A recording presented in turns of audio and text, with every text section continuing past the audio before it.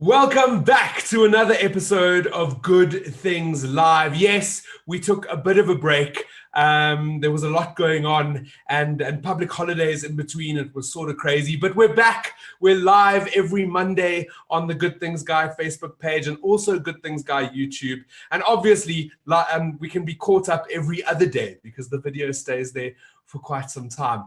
What is going on in the world? This whole thing, this global pandemic that we are all going through can feel incredibly traumatic, but we got to stay hopeful.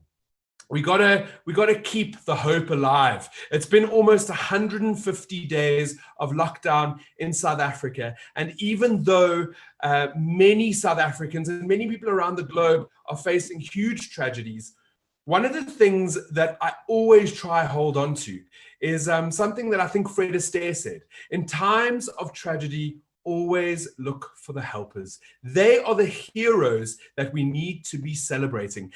And believe me, every single day on goodthingsguy.com, we celebrate these helpers, these heroes that are changing and doing good things for fellow South Africans and people around the globe. If you are looking for a bit of inspiration, some feel-good factor, then visit the website and just, go through some of the stories to get those feel-good moments.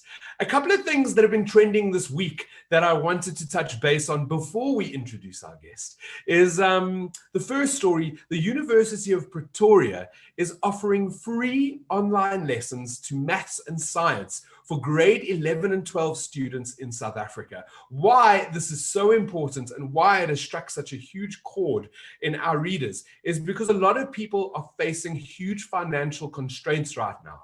And I think a lot of young South Africans who are students have that loss of normalcy. When I was younger and at school, the only way that I could study was by listening to a teacher or having the lesson spoken to me.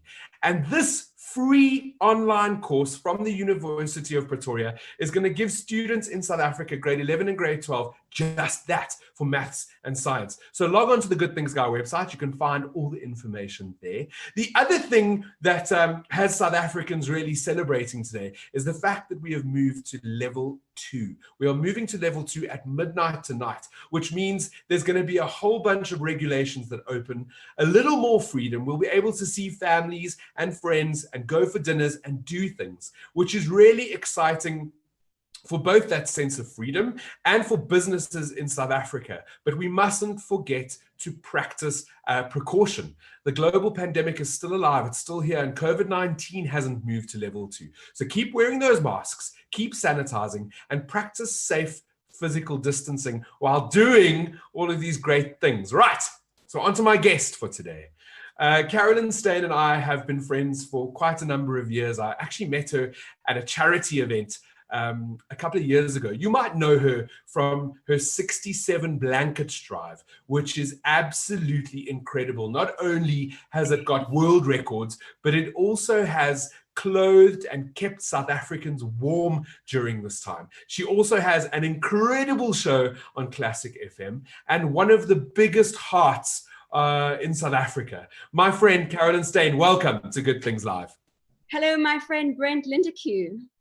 I have missed you. It's been almost 150 days. During this time, we actually missed your birthday, which is one of my biggest things on my calendar every year. And big birthday. Your big birthday. How was it celebrating your birthday in lockdown? It was very different. I went for a walk, and then my sister Sharon arranged a Zoom kind of gathering for friends, Michael, Depina, Juanita, Chet. And so that was going to be my birthday. And that happened at about 9:15 in the morning. And, I don't really enjoy the Zoom gatherings. It's not really my thing.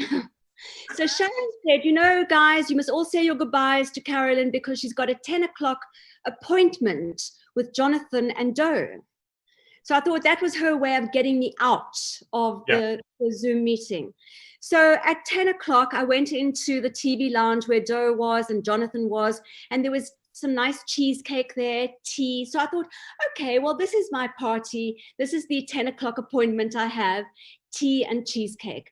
And then Jonathan said to me, I need an hour, an hour of your undivided attention. I said, an hour. You know, there I am eating my cheesecake, delicious. And I said, for what? He said, no, I need to get some glasses because you need to watch the TV for an hour. I said, okay, all right. And lo and behold, you know what I'm talking about because I know what you were part of it. The most incredible, if I tell you, the most incredible video that Jonathan put together with wishes from all my friends, people I hadn't seen in years. I didn't even know that he knew that I knew some of those people. And of course, you know, Catherine Jenkins, I mean, hello, there she was, even singing happy birthday. And I've been asking her favors of late for my radio show Classic on Classic Lunch on Classic 102 FM. And I thought, no, I'm asking Catherine too many favors. You know, would you please do a voice note? Hello, it's Catherine Jenkins. You're listening to Classic Lunch with me, you know, with my dear friend, Carolyn Steyn. And there she was on the birthday video singing happy birthday. I thought, how do they even get Catherine Jenkins' phone number? You know, Yaku and Jonathan and Sharon, who are the people that work behind the scenes, but Jonathan really put together the most spectacular video. And then at the end, I mean, Bill Clinton. Yeah, I saw Bill Clinton was on your birthday video to wish you happy birthday. 3 presidents. Can you go figure? F.W. de Klerk and Bill Clinton, and a host of fabulous people like Brent Lindeque. Well, thank you. It was cool to be a part of it, and I'm glad to have made your birthday a little bit more special because I know your birthday parties are usually off the charts, and they are part of every year. They're in the calendar way in advance. But Carolyn, today the reason I've got you on the show is because you're doing something crazy again. I can't actually count the amount of times you've done this now, so you're going to tell me. But you're doing 67 blankets. You're going for a world record, and this time you've enlisted a fan favorite of South Africa who we have all gotten to know and love. I'm not going to give it away, you can, but he's a part of it, and so is the brand. So what is happening with 67 blankets this time round? Okay, so this is what I'm busy with as we speak. I'm crocheting in emerald green because our colors are green and gold. We are making the biggest bokker blanket in the world, covering a rugby field. I mean, that's how big it's going to be. And just so you know, I'm putting this together. It's one blanket measuring 160 by 160. And the reason I'm giving you the measurements is I want all your viewers to help because we need help. Okay, so it's going to look like this. I think you can pick up there every square, every pixel is a blanket measuring 160 by 160. So we've got the book in the middle there. Capitec Bank is making the book, and then we've got the Stronger Together being made by Absa Bank, and then the 2021 by my school, Jeppe High School for Girls, and the rest in green and gold. We need your help, Brent. We need all your, we really need several thousand blankets to make this up. Yaku designed this, clever Yaku, and it's going to be laid out at Sio Kolisi's school, Grey High in the Eastern Cape, March, April next year, which is around the corner. Yeah. So we're calling on these blankets in green and gold to be handed in by December 10th. August, September, October, November, like 3 months we've got. Wow. We've got about 60 blankets in the garage. Okay, well, I must say that you taught me to crochet, and I haven't donated a blanket. I mean, you taught me like 2 years ago, and I haven't donated a blanket. So I'm going to get crocheting. I will try finish a blanket by then. I don't know if I'm as quick as you nitwits. I've seen you guys do it before. You're pretty quick, but I'm gonna try to finish one blanket, and hopefully if I can get 2, then I'll do 1 green, 1 gold. Tell me, I need to ask, how many, I mean, this is another record that you're setting. How Absolutely. many have you done? How many records have we gotten? Gosh, about 5 or 6. We've got, I think, 5 Guinness World Records, 4 or 5. So we've got the largest crochet blanket. Yaku's in the corner, like prompting me here. We've got 4 Guinness World Records. So the one was at the Union Buildings, where we laid out thousands of blankets as far as the eye could see in every direction, with Madiba smiling down. And that was our first Guinness World Record. Very, very, very exciting. But we only held that record for about 3 months. And then India took over. They got the record. And then people said, you can't compete with India. A lot of people there. And I said, but, a lot of people aren't all making blankets. So guess what? We got the most amazing donation of wool from Blue Label Yarns. I think it was about 14 million rands worth of wool that got donated to us. We got all the prisons around South Africa involved in making blankets. They talk about knitting their broken lives together. And you've been to prison with me. Well, you dragged me to prison. But that, I mean, we can specifically touch on that, because that is one of the most extraordinary things or experiences that I've ever had. And as far as I'm aware, you created a whole new concept within prisons. They were not crocheting before, and you decided to knit these broken lives together and help these people that are incarcerated, to help South Africa. And we'll get into where that goes now, because the blankets don't just get a record and then get put in the cupboard. We actually have a plan for them. But can you tell me a little bit about the prisons and where that idea came from? Well, we wanted thousands of blankets because thousands of people need blankets. But initially it was to get the Guinness World Record with that in mind, And, Guinness World, some people say, why Guinness World Record? Well, very, very plain and simple. People love being part of something big. Yes. And going for a Guinness World Record is big. And as a result, many more thousands of people get kept warmer over the winter months for all their lives. So yes. I was thinking, so I've got school kids involved. I've got general nitwits for Madiba around the country, but school kids are busy. My school, Jeppe High School for Girls, have made thousands of blankets. But who really has time on their hands? Aha! Prisoners. Get them making blankets. And, I never, ever, ever thought I would see grown men, some men who've committed the most heinous of crimes, put hook to wool and turn to a softer sport, seen as a woman's thing, to make blankets for communities on the outside whose lives have been affected by crime and poverty.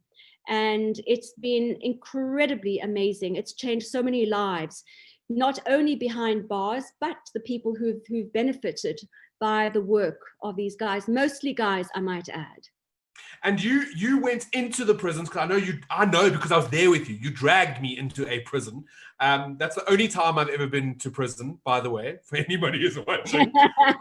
But Carolyn dragged me in, and that wasn't your first time. You'd been into many prisons to teach these men how to make blankets. And there's a specific photo that I have of you that got sent to me when I was writing about you. And it's you, this petite woman, surrounded by men who may have committed heinous crimes, and you don't seem scared. You were there to do something for a bigger cause and ultimately to keep South Africa warm. And that's applaudable. Like I was scared when you took me to prison, but you just took it head on and did it. I was so afraid. A lot of people are. I have spent a lot of time in prisons.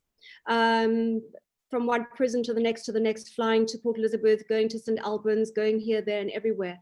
The first time I went to prison was at Zonderwater, which is where I took you. Yeah. Zonderwater Maximum Correctional Center. And, I had a meeting with 10 guys around like a boardroom table.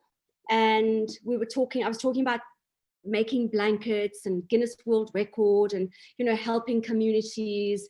And it didn't for one moment occur to me that I was sitting with prisoners, inmates, you know, because everybody was dressed in orange. As you walk down the corridors and the gate opens, there's a man in brown, but you open clang behind you and people sweeping, they're all dressed in orange. And, you know, I was like, no clue. And then I said to the guy sitting next to me, so what do you do here? You know, he looked quite librarianish, the glasses perched on his nose. And he was a little guy. He said, I'm here for 2 counts of armed robbery and murder. Then it was like this light bulb thing, like, I'm sitting with these men that have committed crimes. Yeah. But I mean, I could have been at a board meeting at Anglo American, you know, it was organized, it was calm, it was, you know, it was a strategic meeting. It was amazing. And that changed so many lives. It changed my life for sure. And from that, you had all these incarcerated people that were making blankets. You had your schools that were making blankets, not just your school, Jeppy, but many schools got involved. You had people from around the country and eventually from around the world. I met a couple of people from around the world that were knitting blankets. And you then started with your first record and you sort of moved on to different records. But from that, what happens to the blankets? So you got these thousands of blankets. What do you do with them after the day? Okay, very simple. You know, we work, you know, I always say 67 blankets does not sleep. We work throughout the year making blankets. Then we go for a world record or some spectacular display. And immediately after that, Stutterford van lines. You know, if you're ever moving house, Stutterford van lines is the place to go because they have been absolutely incredible for 5 years in a row, 6 years now, 6.5 years. They have transported blankets to and fro across South Africa, all made with love to communities in need. We've got ambassadors around the country who are tasked with you know, putting plans into place for distribution, for collection of blankets and distribution. And so we've done that for 6.5 years with Stutterford van lines. So immediately after a big event like that, blankets from around the country coming to, say, the union buildings or to Drakenstein Correctional Center or to Zonderwater Maximum, etc. Right after that display, where we show the world how we are stitch by stitch keeping Madiba's legacy alive. Those blankets get disassembled immediately. And the very next day, the blankets, or that afternoon, well, it depends on where we are, arrives at 67 Blankets headquarters, which is our garage, big garage. And then we do the logistics where we pack, you know, 4,000 go to Port Elizabeth, 3,000 go to Bloemfontein, etc., around the country. And there's Stutterford van lines driving the blankets to the various regions around the country. In time, I might add, for distribution before the winter. We don't wait until July 18th to go distribute blankets. We don't, because it's already midway through winter. Yeah. We make every day a Mandela Day and we distribute whenever there's need. In actual fact, today, I'm so proud to say that we have been able to come to the rescue of the squatter camp in Howick that burnt down, 300 people, no homes. Today, this morning, we had a big van packed up with 300 blankets and EPUB, you know, amazing distributions from EPUB, and that are on their way halfway down to Howick, if not have arrived now for the distribution. So I'm very proud of the people that we have. This was is being done by our ambassador, Annie Greeley, and people who volunteer to go into regions during this time of COVID. So I'm very, very grateful. You know, they obviously do it in a very safe way, but the fact that they do it is just so wonderful. And I'm very grateful to all our ambassadors around the country and around the world who are doing this work, on the ground work. So 6.5 years ago, when you were sitting at that dinner table and Zelda made this question, could you knit 67 blankets for Mandela? Did you ever think that it would grow to something so big that has brought so many people together and changed so many lives? And I must say that over the 6.5 years, there are 10, maybe hundreds of thousands of blankets that have been distributed to South Africans. And it's only because of one simple seed that was planted, and then you taking to social media and asking people to help you and bringing all these volunteers together. Did you have any idea that it would grow to what it is today? Nope. No. Not a chance. You know, I didn't even know that I'd be able to get 67 blankets in time for Mandela Day 2014. You know, this was presented to me as a challenge on Doe's birthday, December 19th, shortly after we lost our beloved Madiba. And I was boasting about my domestic abilities, of which I have absolutely none. And, Zelda said, make 67 blankets for Mandela Day. And I said, sure, no problem, in one ear, out the other. And then Sharon, my sister, arrived on Christmas Day with a bag of wool and a crochet hook, reminding me of my pledge. And I have not stopped crocheting since. So no, I did not think for one moment that it would turn into this, you know. But I must say that shortly after putting it out on Facebook at 3 o'clock in the morning, because all my friends said, I don't cook, I don't knit, I'm too busy. Those friends have all made many blankets now, because otherwise they don't get invited anywhere. You know, my whole life is about blankets, you know. If you haven't made a blanket, you can't come to this event. I feel like that's a warning for me.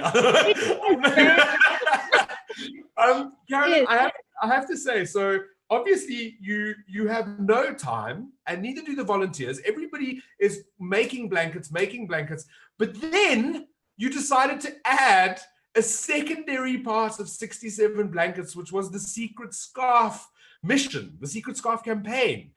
So we're making blankets, but now we're going to add scarves in as well, because we need to keep South Africans even warmer. How did that idea come about? Okay, so after our very first Guinness World Record at the Union Buildings, you know, people have worked really, really hard, their fingers to the bone, to put out the blankets, to make thousands of blankets. But then, you know, the work was done. By April 21st, it was 2014, 15, the work's done. So what are people going to do then? You know, so I said on Facebook, Knitwits for Madiba, great work. You have done extraordinary work. Now I don't want to see any wool on Facebook. Do not put pictures of wool or blankets. I want to see pictures of you spending time with your family, with your dog. You know, no, Carolyn, we will not stop. And that's when I thought, okay, so people do want to keep busy. But what can we do to make them feel like they're on a holiday, that we're on a holiday? We just turn out as many scarves as we can, as quickly as we can. And then on a certain day, all around the country, same time, same day, we hang up our scarves in trees, around lampposts. We create beautiful winter wonderlands. So people walking home, walking by, they see this park with all these colorful, beautiful scarves hanging in trees with a little love note saying, I am not lost.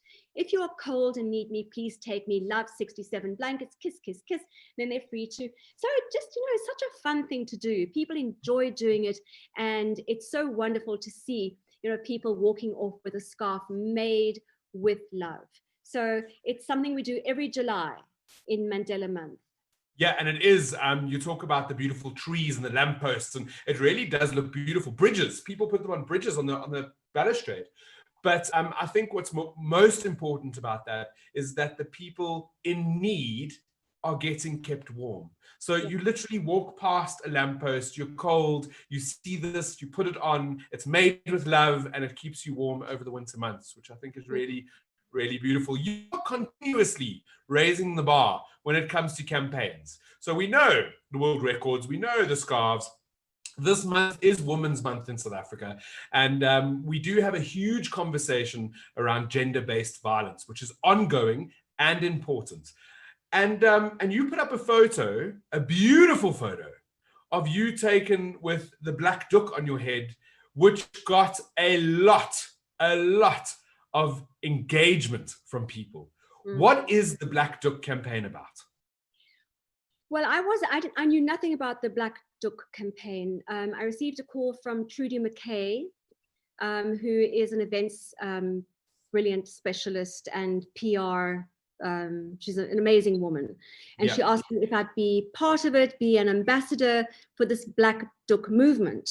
And, you know, I said to Trudy, anything for you, girlfriend, you know, because she is just such an amazing woman.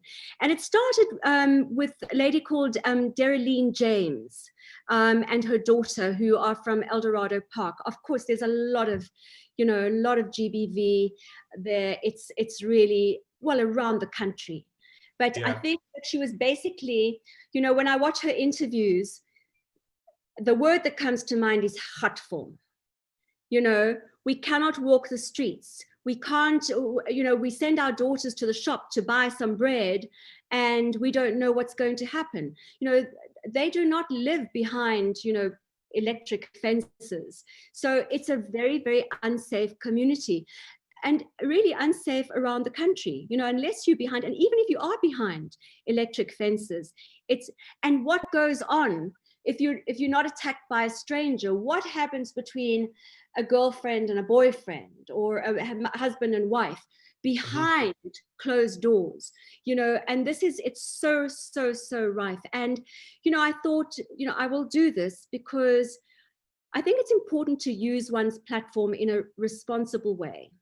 And, you know, I think back in my life, and I've never spoken about this before, Brent. You know, I come from a very violent home. You know, my father was violent. He used to beat up my mum, but I've never spoken about it. It was such a shame. You know, it's the biggest secret. You don't talk about this. And so this is the first time I'm talking about it. Thank you for opening up. Yeah. And my mom, you know, my mom was taken away from her home by social services because she grew up in a violent home. And she grew up in an orphanage. She didn't grow up in a violent home because she was taken away from her home to go to Nazareth House, to be taught by the nuns, and, you know, completely different life away from her violent father. She, you know, and I remember speaking to my mom before she died, and I remember at the time Roseanne Barr had come out, the comedian. Yes, I remember. And I think it had to do with the fact that she was abused by her father at the age of 3. And I remember saying to my mom, who had lost her voice by that time because the cancer had sort of taken over. And I said, oh, that's ridiculous. I mean, 3. Who remembers anything at 3? And she said, I do. I said, what do you remember from the age of 3? She said, I remember my mother on the ground with blood everywhere and being taken to the hospital. So, you know, this is something that I know I've never spoken about. And I think it's important to. Yeah. It's taken me how many years to do this? So, oh, come here, Blondie. Save me, Blondie. But I mean, that's the point. And when I saw that beautiful photo, at first, when I heard about the Black Duck movement, I was a little bit confused because I thought to myself, how does this change anything? And then pretty quickly, it hit me on the head that it changes everything because we're speaking about it and we're showing solidarity and we're putting up a photo of ourselves as women, you are, to stand up and say, no more, no more. And we stand together. And I think that's beautiful. And I think all these women and men have been asked to wear the Black Duck through the month of August, Women's Month, to highlight and to show and to get us talking. And I think it's so important that we can, you know, I think that when acts of violence are committed, it's very much in many regards, what's happened in my life, it's a secret. Yeah. But there is always somebody who knows. There's a child who knows what their father is doing to their mother. We have to be able to come out and speak about it. And this is why I'm doing a wonderful campaign with First for Women, talking to very powerful, fearless women on my radio show, Classic Lunch, on Classic 102.7.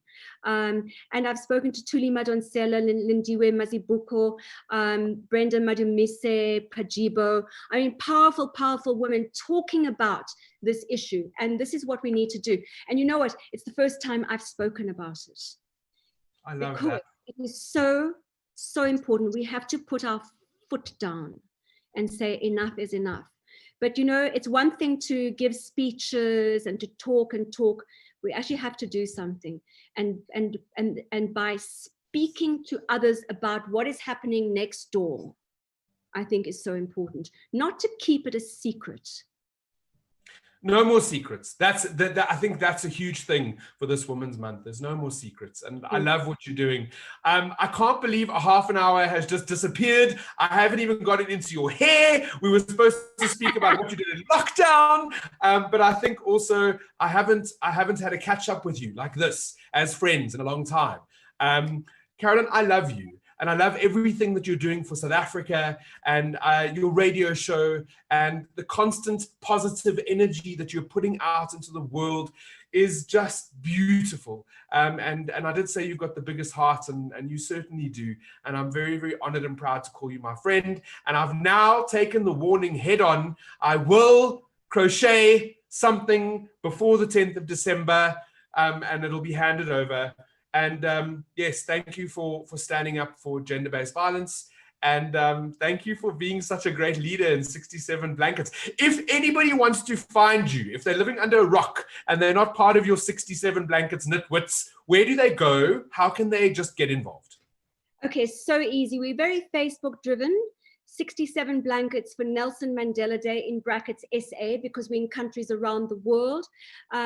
You can email us at info@67blankets.co.za. We're on Twitter, and that's at 67 Blankets, and the same for Instagram.